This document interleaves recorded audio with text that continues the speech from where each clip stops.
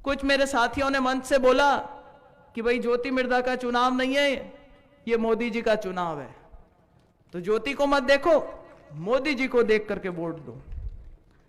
लेकिन मेरी इतनी औकात तो नहीं, फिर भी मैं इस मंच से कहना चाहूंगी कि ना ये ज्योति मिर्धा का चुनाव है, ना ये मोदी जी का चुनाव है। ये चुनाव है हमारी आने वाली पीढ़ियों का। आपका वोट जाएगा, मोदी जी को मजबूत करेगा। और मोदी जी क्या काम करने लग रहे हैं? मोदी जी कर रहे हैं कि हर एक भारतीय का मान सम्मान बढ़े, भारत का मान सम्मान बढ़े, और उसमें आप हम सब शामिल हो जाते हैं। चाहे वो किसान वर्ग हो, चाहे वो युवा वर्ग हो, चाहे वो महिलाओं का वर्ग हो, भाई हम सभी भारतीय हैं। और अगर देश आगे बढ़ेगा तो हम सब आगे बढ़ेंगे, हम सब का भला होगा। मेरे लिए ना तो नागौर नया है, ना आप लोगों के लिए मैं नई हूं। 2009 में आई थी, पिंडलियां कांपती थी भाषण देते हुए। हाथ जोड़ से आप लोगों से यही कहा था, भाई बाबा की पोती हूं, अब की बार वोट दो, प्रयास करूंगी काम कराने का, और अगली बार आऊंगी जब आपके अपने काम के नाम पे वोट मांगूंगी। आप लोगों ने बहुत वोट दिए, जिता करके लोकसभा में भेजा, और आपके आशीर्वाद से वहां पहुंचने के बाद मैंने काम करवाने का भरसक प्रयास करा। जिस नहर की बात अभी मंत्री जी कर रहे थे, मुझे गर्व होता है कि उस पहले फेज का, इंदिरा गांधी लिफ्ट कैनाल के 2 फेज बने। पहले फेज के लिए मुख्यमंत्री वसुंधरा जी थी उस टाइम पर, और पहले फेज का जो प्रोजेक्ट था वो उनके राजकाल में, राजपाट के टाइम पे पास हुआ, स्वीकृत हुआ। मैं तो पहली बार की सांसद थी। मुझे सब लोग कहते थे कि सबसे बड़ी समस्या पानी की है। स्वर्गीय बाबा का भी सपना था कि किसी तरह नागौर में नहर आए। मैंने वहां पे दिन रात मेहनत करी, और दूसरे लोगों का भी प्रयास था उसमें। लेकिन एक अहम भूमिका निभाते हुए सेकंड फेज का, जिनका 5 तहसीलों में आज पानी आ रहा है, उसमें आपके आशीर्वाद से लोकसभा में पहुंची ज्योति मिर्धा का उसमें बहुत बड़ा योगदान था। हमने नींव का पत्थर रखा, काम शुरू करवाया, सरकार बदल गई, और आज ये मंत्री और ये मुख्यमंत्री जी हमारे, जिन्होंने कसम खा रखी है कि जो पानी उस टाइम नहर का नागौर तक आया था, वो घर घर टूटी टूटी कैसे पहुंचे, ये प्रण लेकर के आज ये सरकार हमारे बीच में आई है। फिर 2014 का समय आया। 2014 के समय कुछ लोगों ने षड्यंत्र रचा। सबके मन में गिड़गिड़ाहट थी कि स्वर्गीय बाबा एक बार 77 में जीत गए थे, और तब से बीबीसी बोला दी थी। तो मेरे तो न कद था इतना बड़ा, न कुछ, लेकिन पीछे पड़ गए। जो अभी हमारे सामने कैंडिडेट खड़े हुए, उनको निर्दलीय के तौर पे हमारे ही कुछ नेताओं ने खड़ा किया। वोट उनकी तो जमानत जब्त हुई, लेकिन इतने वोट वो ले गए कि 74,000 मात्र वोटों से उस टाइम पे मेरी हार हो गई। उसके बाद 2019 का चुनाव आया, फिर एक बार मोदी लहर थी, लेकिन भारतीय जनता पार्टी ने गठबंधन कर लिया, और ये कैंडिडेट उस टाइम पे गठबंधन में आए, और भारतीय जनता पार्टी की ताकत पे जीते, और एक बार हमारा फिर मामला 19-20 रह गया। आज 2024 में मैं आपके सामने हूं, तो वो इसलिए नहीं हूं। कोई कहता है भाई 3 बार चुनाव हार गए, उसके बाद में क्या ऐसी कला है कि पार्टी वापस टिकट देकर के आपके बीच में भेजती है। मैं समझती हूं ये आप लोगों का आशीर्वाद है, क्योंकि मुझे जितने वोट 2009 में मिले, उससे ज्यादा वोट 2014 में मिले। जितने वोट 2014 में मिले, उससे ज्यादा वोट 2019 में मिले। और आज तो भाई हम सब एक ही टीम के मेंबर हैं। ताकत इस पार्टी की है। आने वाले समय में भारतीय जनता पार्टी की सरकार, ये तो तय है कि ये सरकार बनेगी। इसमें किसी को कोई किंतु परंतु लगता हो तो भाई अभी बोल जाओ। कोई ना कोई शक है? नारों का ही अब कड़े 400 पार। रिजपाल जी क्यों जन 10-20 32 हजार जन आपने कहीं लगे।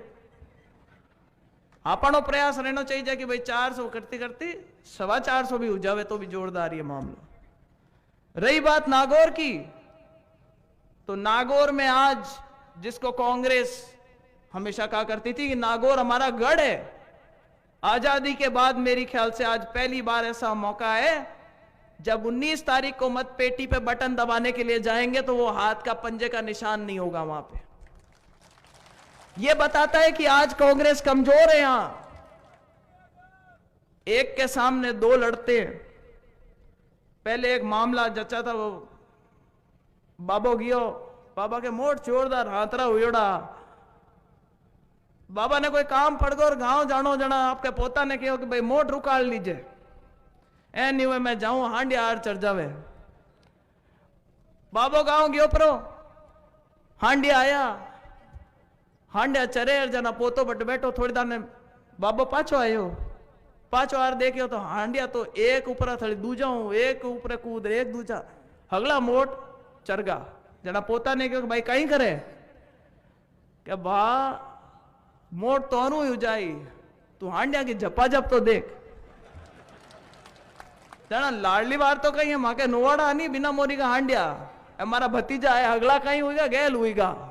झपाझप देखकर में डीजे बाजे हर जोरदार नारा लागे हर तेजा बाजे जना में हगला बीर हुईगा साथे। पण हमें कहीं चुनाव हराए दिया जना मने घरे भेज दिया। अरे एक बात और कह दी कि जकी गीता में गई जे नागौर के जायल को खियाला को जको गीता में गई जे मायरो कि भाई राज को धन ले जार चौधरी दूजा के भर दियो मायरा में। तो उन्होंने चुनाव हराया और उसको एक गलत संज्ञा और दी और उसको बोला कि बुआ जी का मायरा भर दिया। मैं समझती हूं कि इसमें कोई नागौर की शान नहीं बढ़ी। मैंने ईमानदारी से आप लोगों के बीच में हमेशा प्रयास किया है। आपने कभी कोई काम बताया, किसानों की बात रखनी थी, ट्रैक्टरों के ऊपर से कमर्शियल हटा करके उसको नॉर्मल कैटेगरी में डलवाया तो लोकसभा में बोल के मैंने डलवाने में प्रयास किया और करवाया उस काम को। किसानों को बीज का अधिकार दिलाना था और मॉन्सांटो जैसी कंपनी को अगर हिंदुस्तान से भगाया तो यह आपकी ज्योति मिर्धा ने भगाया, जो आज भी अगर किसानों को समझाने बैठूं तो कितने फायदे की चीज होती है। इंफ्रास्ट्रक्चर के प्रोजेक्ट बनाने थे, 4 मेगा हाईवे उस टाइम पास हुए, उस टाइम 2 नागौर से होकर के गुजरे।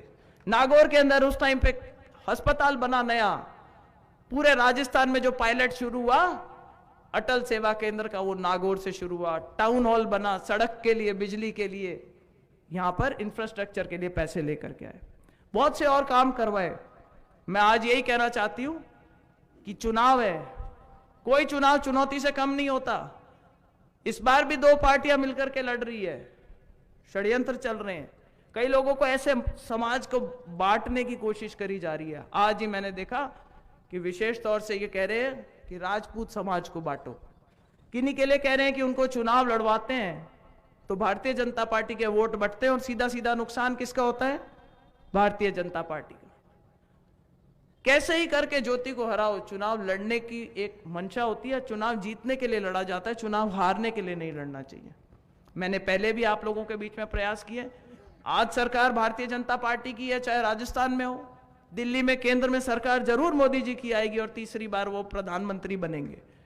मेरी जिम्मेदारी होगी अगर आप लोग मुझे जिता करके भेजते कि मैं आपकी वकालत कर सकूं, आपकी पैरोकारी कर सकूं, और अगर अपना पहरेदार मजबूत है, अगर अपना वकील मजबूत है और अगर सरकार दोनों जगह अपनी है तो मुख्यमंत्री जी से भी बहुत सारे प्रोजेक्ट अपने क्षेत्र के लिए ला सकते हैं और मोदी जी से भी बहुत सारी चीजें हम हमारे क्षेत्र के लिए करवा सकते हैं।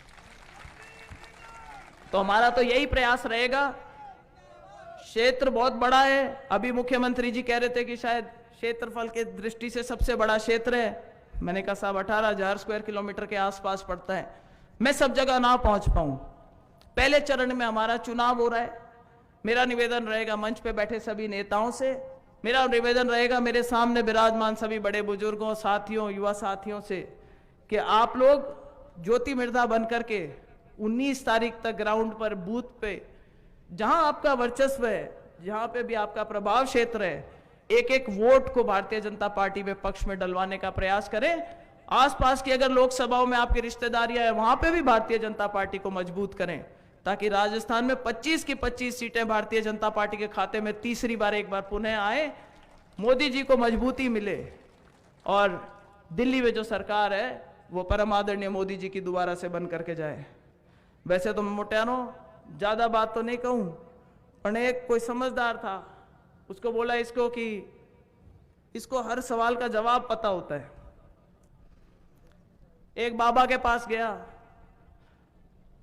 बाबा के पास, बाबा को सिद्धि थी, कि वो बता दिया करते थे कि भाई क्या है और क्या नहीं है।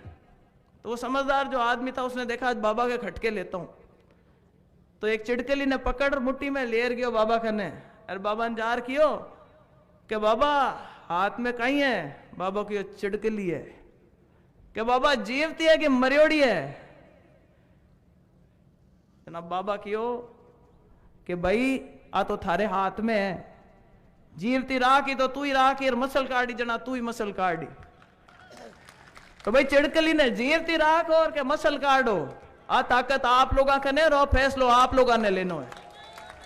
तो 19 तारीख तक भाई लाग्या रहो, मारी तरफ वो प्रयास में कोई कसर कौन राखू।